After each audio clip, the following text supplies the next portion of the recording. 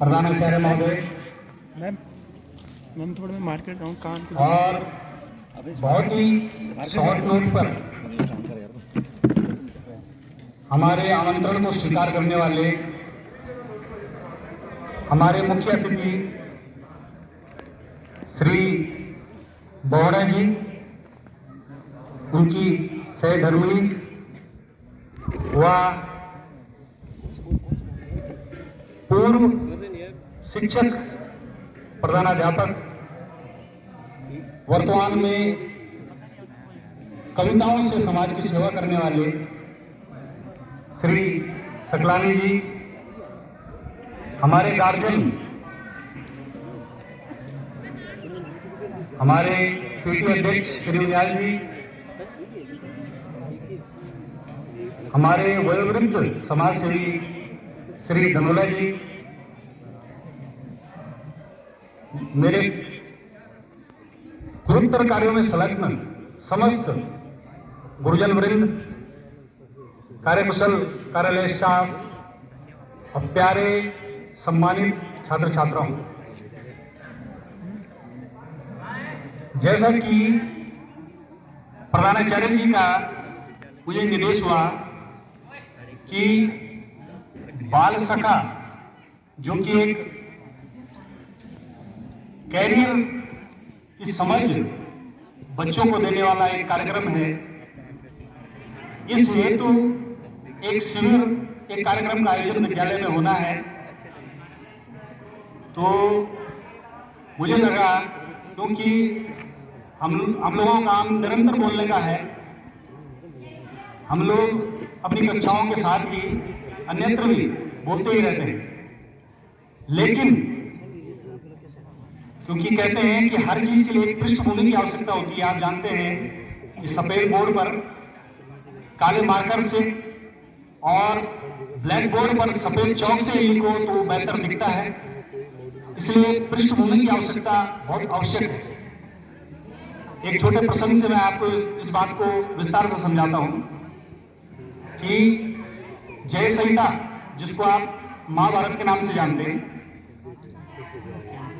उसमें भगवान परशुराम के 3 विशिष्ट शिष्य थे, जिनमें से भीष्म, अंगराज कर्ण और गुरु के नाम से विख्यात द्रोणाचार्य। इन तीनों में वह विशेषताएं थी कि इनकी मृत्यु सहज संभव नहीं थी। मैं इनमें से तीसरे की बात करना चाहूंगा, गुरु द्रोण। वो अपने समय के बहुत ही प्रसिद्ध योद्धा थे, किसी के लिए संभव नहीं था कि उनको जो है पराजित करा जाए, तो ये तो कतई संभव नहीं था कि उनका किसी योद्धा के हाथों वध हो। लेकिन उनको मारने के लिए, उनको युद्ध से हटाने के लिए श्री कृष्ण जैसे सलाहकार एक योजना बनाते हैं कि वो भीम को, जो पांडवों की ओर से, पांडवों के भाई भीम को इशारा करते हैं कि एक अश्वत्थामा द्रोण जी के पुत्र का नाम। तो अश्वत्थामा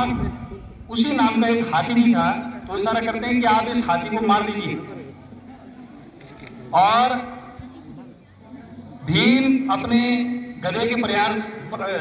प्रहार से उस हाथी को मार देता है और चिल्लाते हैं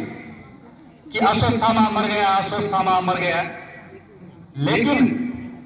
द्रोण बाकी किसी की बातों को नहीं मानते। वो उस समय के सबसे प्रामाणिक व्यक्ति, जिन्हें धर्मराज कहा जाता है, युधिष्ठिर, उनके पास जाते हैं